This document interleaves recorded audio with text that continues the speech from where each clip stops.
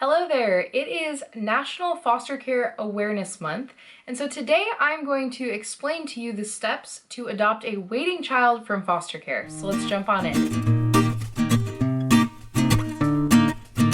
For those of you who are new here, my name is Katie, and I do videos about faith, adoption, travel, and just general lifestyle videos like vlogs. By far, my most popular category of videos is my adoption videos. Like I said, it is Foster Care Awareness Month. I thought it would be really great this month to highlight some things about adopting from foster care.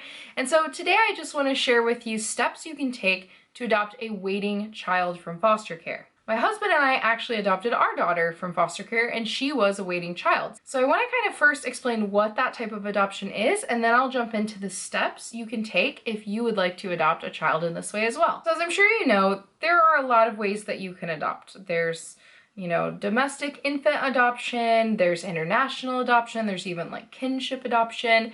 And what a lot of people think about when they think of foster care adoption is when you become a foster parent, you take on cases, some of them may go back to their birth parents, but eventually you may get a case that will turn into an adoptive case, and then you will have the opportunity to adopt the child you've been caring for. A lot of people are hesitant to pursue this type of adoption because they're worried about getting too attached to the kids who are going to leave their home eventually. But in all honesty, the goal of foster care is reunification with birth parents. I think a lot of people go into the foster to adopt thing just really hoping to adopt the kids they're fostering, and it does kind of set them up for a little bit of heartbreak because that's not the goal of foster care. Obviously that happens sometimes, but it's not as likely. But what most people don't know is there's actually another way to adopt from foster care, and that is adopting a waiting child. And the way that this type of adoption works is you are technically licensed as a foster home and an adoptive home, but you're not really doing foster care. Foster care is more like when you get a call in the middle of the night and they're like, we have 2 kids and they need a home, can we bring them over in a few hours? And you're like, you have to decide yes or no. That's not the case with this. In this, it's more along the lines, I would say it's more similar to like an international adoption where, you submit your home study and then they kind of like choose you and you get a say, and it's a more planned out process. And then once the kids move in with you, you only have to foster them for at least 6 months before you can finalize. And they call it fostering, but it's an adoptive placement. So it's not like, oh, they might still go back to their biological parents or they might be taken. It's only gonna disrupt if you choose to disrupt it or if something just goes horribly wrong, which I just want to add is very unlikely that that's going to be the case, so you don't need to be afraid. So, according to statistics from 2019, there were over 400,000 kids in the US foster care system, and 100,000 of those kids are waiting children. What that means is that they have been in foster care for a while, their parents have had chances to, meet their case plan to be reunited with their kids, and their parents, for one reason or another, were not able or not willing to do that. And so now these kids are in a foster home that is not able to adopt them. And so they're waiting for a family. Now, when some people hear that, they get a little scared because they think that those kids must have something terribly wrong with them, and that's why their foster families don't want to adopt them. But that is not the case at all. There are many, many reasons why a foster family may choose not to adopt a child. One of those is that they may want to be purely a foster family. A lot of people go into foster care hoping to adopt, but there are many families as well who go into foster care thinking, I just want to be a safe place for a kid, and I'm not looking to adopt, I'm looking to help reunify families. If that adoption comes available, maybe I'll consider it, but most likely that's not the path we're going to go. For an example, our daughter, we adopted her from foster care, like I said, and she was a waiting child. And I'm not going to go into a ton of our story here because I have a video about it, which I will link above so you can check that out. But for example, our daughter was placed with a family, with a couple who are in their 70s. Their kids are adults, they're grown up, they were not looking to adopt a kid. And they absolutely loved our daughter. She was only 18 months when we adopted her, and she was a healthy 18-month-old baby, and they didn't want to adopt her. And people think that that's impossible to get matched with a kid like that. It's not as common, but it's not impossible. So for them, they loved our daughter so much. They loved her, they cared about her, but they knew that it wasn't in her best interest for her to have parents who were in their 70s when she was just over 1 year old. A lot of people just think, oh, these kids who are waiting must have horrible behavior problems and that's why no one wants to adopt them, why their foster families don't want to adopt them, and that's just not true. So please don't let that scare you off. There are a lot of kids waiting to be adopted who just really need a good home, a permanent home, even though they are doing well in their foster home. So now that I've kind of explained what this type of adoption is, I'm going to jump into how to do this type of adoption. All right, the first step to adopting a child from foster care is to do your research. I think it's really important to read books, blogs, watch YouTube videos like this, just get an idea of what adoptive parenting looks like and maybe some of the different issues you could face having an adopted child. The reason I say this is because yes, you will receive training, but I think it's important to know that you're kind of up for the challenge before you jump into it. One of my favorite books that I read before we started the adoption process was called The Connected Child. And I'm gonna link that down below if you want to check it out on Amazon. But it is honestly amazing. So many parents recommend it who have adopted kids or just raising kids that have experienced trauma. Adoptive parenting is really different. And so I think for me, reading that book ahead of time, it gave me a clear picture of like, this is what your life could look like if you adopt. Do you think that's something you're willing to commit to, something you can handle? And for me, it was extremely helpful to do that because I really got a good picture. I just think reading those things kind of helps you feel more equipped and more ready to start the process. And also looking at adoption videos, not just like the cute ones that make you cry, that are like the adoption day and really emotional, because we all know there's tons of those on YouTube, but looking at videos like this that are giving you advice and tips and things like that, because it is really important to make sure that you are prepared and that it's something you feel like you can commit to. The second step would be to choose an agency. Now, I'm not sure exactly how this works in other states. I believe in some states you can either adopt a waiting child like through the county, or you can go with an agency. We live in Ohio and we went through an agency and we have had an amazing experience with this agency. It is really important to actually kind of research the agency you're going to choose. Make sure, you know, they're reputable, make sure they have a good reviews. We actually knew a couple people who had adopted through the agency, so it was really helpful because we could hear their personal experience and they were people we trusted. But if you don't know anyone who is adopted, then just look online and see what you can find. Look into as much as you can about them, and also you can ask them questions before you sign on to adopt with them. One of the things that our agency offers that really appeal to us, even though we honestly don't go very much, is they have an adoption support group every Friday, and I think that's really awesome. And they even offer childcare for free with it, and that is every Friday. So if you are really struggling and walking through a really difficult time, that could be an amazing resource. So it might be worthwhile to look and ask agencies, like, do they offer anything like that? Our agency also has like a hotline that you can call 24/7 if your kid was just flipping out for some reason. Like, you can call and you can ask them questions and they will walk you through things and give you resources. Some agencies really do provide a lot of support, and so I really recommend that. Step 3 is when we start what's called your home study. Now, most people think the home study is actually just when they inspect your home, but I'm going to get to that in a second. The home study actually includes the classes that you have to take. Before you can do foster care or adoption, you have to take classes to teach you about trauma-informed parenting, you know, how to work with kids who've experienced trauma, which obviously being separated from your birth family, going into foster care, that is considered a traumatic event for children, and it will affect them. Now, some of these classes are going to be really interesting and you're going to feel like you learned a lot, and other classes you're going to walk away being like, that could have been done in 1 hour rather than 3, but it's just how it goes. I can tell you, even as someone who researched a lot beforehand, and I went into the classes feeling like I knew a lot because I'm just like obsessed with researching things, I still learned a lot from those classes. And I think it was important for them, especially if you're someone who goes into it kind of like rose-colored glasses and all the research you've done has just been, like I said, like watching happy YouTube videos of like adoption days. And you're just like, oh, it's gonna be amazing and my whole life's gonna be wonderful and they're just gonna be so grateful we adopted them. These trainings will kind of help you realize that's not how it really goes. Not that there aren't beautiful moments or that adoption isn't beautiful, but they're gonna kind of express the realities of adoptive parenting and fostering to you. So I think it's very helpful. I think it's an important step for you to kind of break down some of those like fantasies you might have about what your future family will look like. And I don't know if it's like this in every state, but in Ohio, we didn't realize this when we first started our adoption process, but you get reimbursed for the classes you take.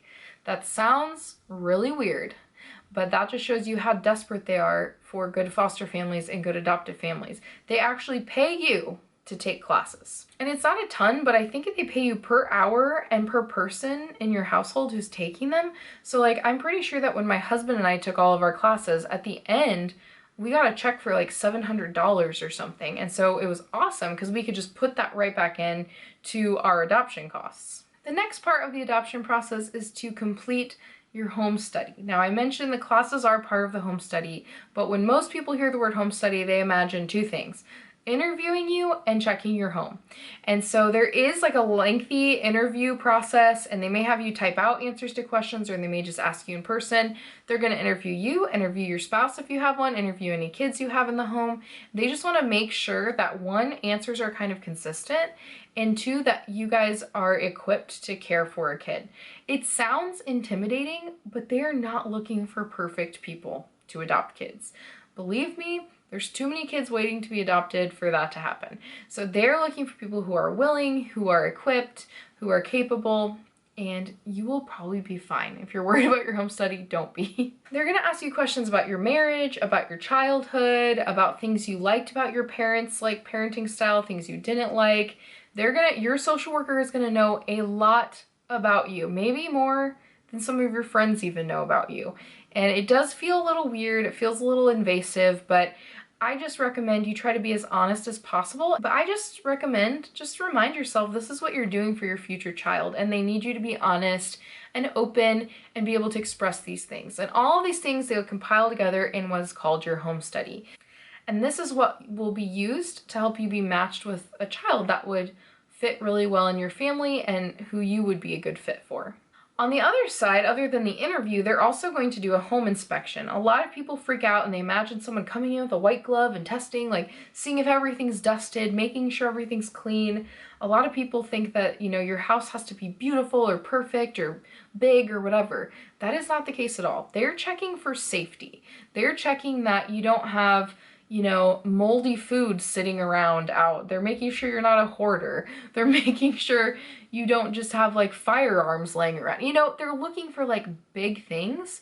And there are a lot of little rules you have to follow. You know, like you have to have like a tornado and fire plan on your fridge. You have to have emergency numbers posted. You have to have a phone that like is either a cell phone that stays in one spot or like a wall phone, a landline. I know, nobody has a landline anymore. That is there that kids could use. Medicine has to be locked up in cabinets. You have to make sure cleaning products are out of the reach of small children. It's just general safety stuff. And we also had to have the fire department come and check our house, do like a fire inspection, and it feels really intimidating, but it's really not that bad.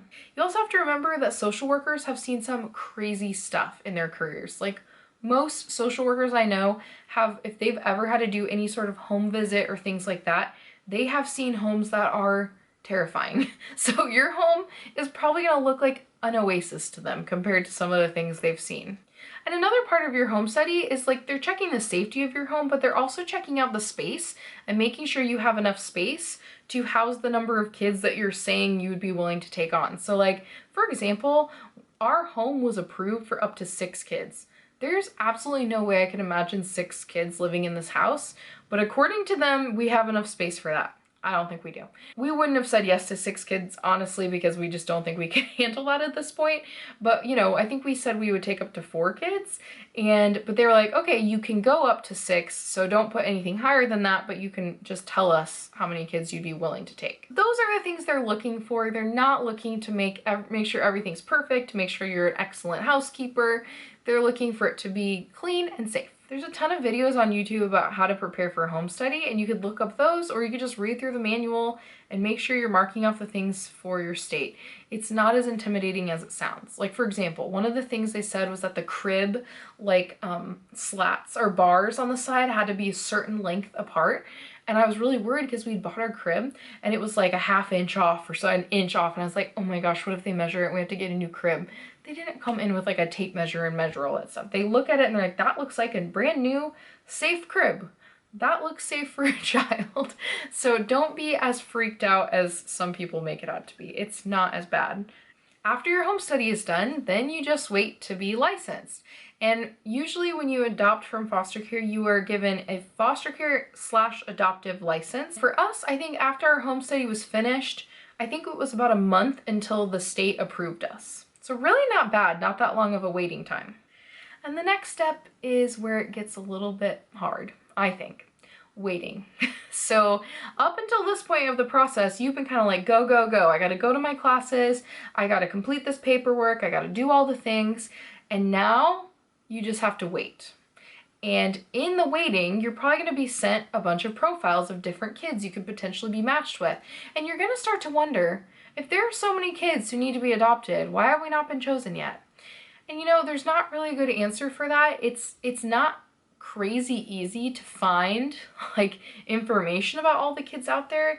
Your social worker is usually one person doing this for multiple people, and they're going to be trying to like reach out to different counties and submit your home study and find kids that you could be a good match for and all of that, but it takes time. I don't know if you know any social workers. I do. They're some of the busiest, most underappreciated, most underpaid people for their jobs. And that is sometimes why the process is slow. They don't have time to answer everything. A lot of the social workers are like going to court multiple times a week, and then they have to be there at certain times, and they're also filling out paperwork. And it's kind of like teachers. They're just like really underpaid, and they do a ton of work all the time. So if you ask me, that's a big reason why it takes a long time, because the stats don't lie. There's a ton of kids waiting. It's just bureaucracy. It takes a long time to do it. And so during this process, you may be sent like profiles on a bunch of different kids, and it's going to be really hard not to fall in love with all of them. And then when you're not chosen for the child, it can be really devastating because you've kind of fallen in love with them and you think it's going to happen, and it's just hard. And you know, I would say this. Guard your heart a little bit, but also allow yourself to fall in love with these kids. Allow yourself to like look at their stories and feel what they're feeling, and allow it to kind of like touch your heart and pray for them. I also think it's hard because I think it's important to kind of allow yourself to imagine life with these different kids. It's almost like your way of nesting. You're not pregnant. You're not like having all these hormonal changes. So in order to prepare yourself for the idea of having a kid, it is kind of helpful to envision those things, but it is a little bit heartbreaking too. I also have a blog post that I'll link below about how to survive the adoption wait. I wrote it recently, so I'll link that below if you're interested, if you're kind of walking through that. The next step is the exciting step, getting matched with your child. Now, it depends on the situation. A lot of times when you're adopting a waiting child from foster care, there may be a slightly different process depending on the county they're from or the state that they're from. Oh, I didn't mention this. When you do this, you can oftentimes adopt from all over the country. It doesn't just have to be in your state. So sometimes if there's more than one family interested in a child, they'll have what's called a staffing, and your social worker, or in some states you also have to go. We didn't have to go because I think that'd be awkward. They take all the social workers from all the families who are interested, and then they all like present their families and kind of like, it sounds almost like a lawyer. Like they make a case for why their family would be a good fit, and everyone listens, and then they try to make all together vote on the best plan for the child. So like, for example, with our daughter who was 18 months old, one of the reasons we were chosen is because we were going to have one parent staying at home, and they all decided that that would be the best thing for her, to have a parent who stays home. In this case, it's my husband who stays home, but they thought that would be really helpful for her to have that since she's so young. And none of the other families, they were all like 2 working parents. So there's different reasons they may choose you, but that is oftentimes something that happens. We went to a selection meeting for a sibling group of 3 and actually were not chosen because the family that was chosen already had kids with similar diagnoses to these kids, and so they were really equipped to help them, which I think was really comforting. Like, we were obviously sad because we were excited, even though we felt a tad crazy saying yes to 3 kids of like all these different ages. We felt really positive that, you know, the right decision was made and the best thing for these kids was going to happen. So anyway, if they may do a selection, they may not. And then once that happens, you're matched, and they will probably have like some sort of meeting with you where they sit down and they explain to you some different like information about the kid's history and give you their full file. and just so you can have important information about them. And you know, it's funny because when we had our meeting for our daughter, we walked in being like, we've already said yes, like we're not gonna change our minds. But the adoption worker was like very professional about it and was very much like, we're gonna present this information, then you can tell us if you're still interested. And we're like, we're not gonna just say no. Like, you know what I mean? Like, I don't think anything that crazy is gonna come up, but it didn't. But that's kind of how they approach it. So they may be like very formal. I think it probably depends on your social worker. But yeah, so you'll say yes to the child, you may have a meeting, and then you officially say yes. And then the next step, meeting your child for the first time. This is such a surreal thing because this is the child that you've hoped for and prayed for, but you honestly, you don't know them. And depending on their age, you know, you're gonna have to act different ways when you meet them. When we first met our daughter, we met her in her foster home and she was 18 months old. So the way we approached it may be different than the way other people would approach it. But that was actually a really good experience. And then after we met her, we got to visit with her for like about a month. Every single weekend we were driving up to see her. We'd drive up, we'd do like a day visit, we'd spend the night, we'd pick her up the next day. Then the next weekend we'd like stay at a hotel and she would stay with us, but we'd still be like in her town. And then, you know, the next weekend she came home with us and stayed with us for a weekend. Like, there's a process, and each county, each state is different in how they do this. And maybe even per kid they're different because different kids need different things. It's funny because I see a lot of YouTube videos where people, like, the first time they meet their kid that they're adopting, they have like their camera and they're recording the whole situation. And I don't, like, personally, I think it'd be cool to have videos like that, but that seems really awkward to do. Like, cause this kid does not know you. Like, yeah, they might like seeing it someday, but like, I feel like it's more for the parents than for the kids. And I feel like I would have scared our daughter if I like came in with a camera like, oh, hi, we never met you before. So I personally wouldn't do that. I know some people do. There's nothing wrong with it per se. It's just, you want to make sure the kid's comfortable when you meet them. So like I said, after you meet them, you'll have visits, and then the kid will eventually move in with you. And before they do, you'll have to fill out a bunch of paperwork. You'll fill out like an adoptive placement paperwork. Actually, when we did it, we had to go like pick our daughter up and we had to have her with us. And she was like kind of scared, you know, like, I mean, her foster mom was so sad to see her go. It was a very emotional morning. And then we had to go to like the children's services place and fill out a bunch of paperwork with her sitting in our lap, like eating snacks, being really confused. It's kind of weird, but that's sometimes just how it goes. And once your kid moves in with you, you are going to have at least a 6-month fostering period. That is like the law. You have to have 6 months before you can adopt a child. And I think a big reason for this is that a disrupted adoption, if it's going to happen, if it happens during a fostering period, that's better than if you officially adopt a kid and then you're like, we don't want them anymore, which is just horrible. I don't know. I don't want to go into that because I don't want to be like judging people in different situations, but I just think if you're going to do it, you need to be committed. Personally, that's my personal opinion. But that 6-month window is there in case, you know, something terrible happens and you're just like, we can't do it. Okay, you have that 6-month window, and during that 6-month window, your social workers are going to be visiting a lot. We had, I think for the first 6 weeks, our social worker from our agency had to come once a week and do a visit and check up on us. And I don't say check up like, are you doing a good job? Like, she was there as a support system. And I know not everyone's social worker is like that supportive, but she came and, you know, she'd be like, do you need help with anything? Is there anything you're concerned about? And I loved it because I could run things by her because I'd never been a parent before. And I was like, is this a toddler thing or is this a adopted thing? You know, and it was really helpful to have her, even though it was kind of weird having someone come into your house a bunch of times. And on top of that, we also had a CASA worker.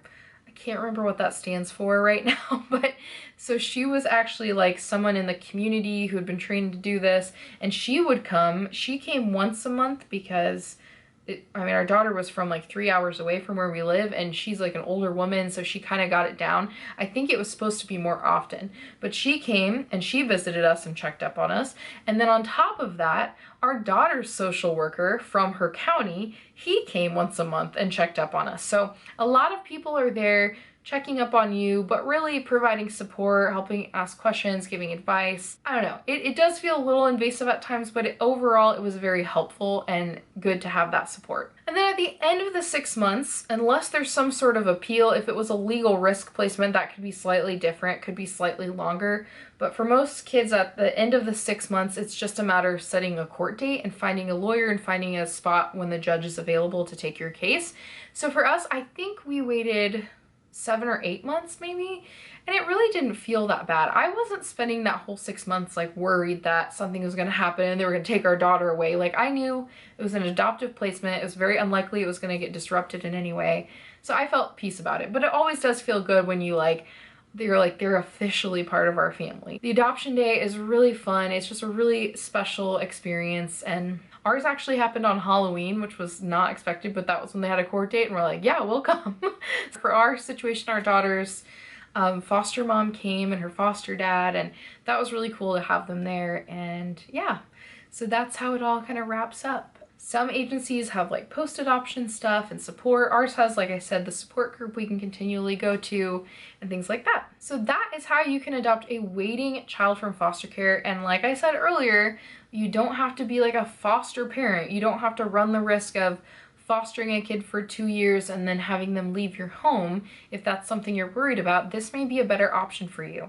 We had a really great experience adopting from foster care. It was not an easy road. There were a lot of bumps. I have videos about post-adoption depression that were very real, things that we walked through, even though we love our daughter. I'm not going to sit here and pretend it's easy, but I also want to encourage you that if you're considering this, you're probably considering it for a reason. If you've made it to the end of this video, something is nudging at your heart. And I think that that's good to listen to. And I don't want you to feel like you're unequipped to do it, because so many more people could adopt than they think. That's a big reason why I make the adoption videos on my channel. I want people to realize that they're equipped. I have so many friends who are always like, I could never do what you do. I could never adopt a kid. It would be too hard, this and that. And I'm like, honestly, most of you, if not all of you, could totally handle this. Like, they just think they can't. And so I hope that by watching this video, you feel encouraged and you feel that this is feasible for you. And like always, if you have any questions for me about adoption, or if there's any adoption videos that you would really like me to make, please comment down below and let me know, because I am happy to make videos about whatever you need. I actually made this video because on my story about our adoption, someone was like, how do you get started on this? And so I hope that this video helps you. And I also hope that you will let me know some other ideas in the comments, because it's always helpful to make videos that I know you actually want. I have more adoption content coming later this month. If you're still not convinced, I'm going to have a video about why you should adopt a waiting child from foster care, which I feel like I've touched on a little bit here, but I'll go into more detail in that one. So please, if you enjoyed this video, click that thumbs up. That really helps my videos get out there to more people. And click the subscribe button so that you don't miss out on any of my upcoming videos. I post every Thursday and sometimes on Mondays as well. Thanks so much for watching, and have an awesome day.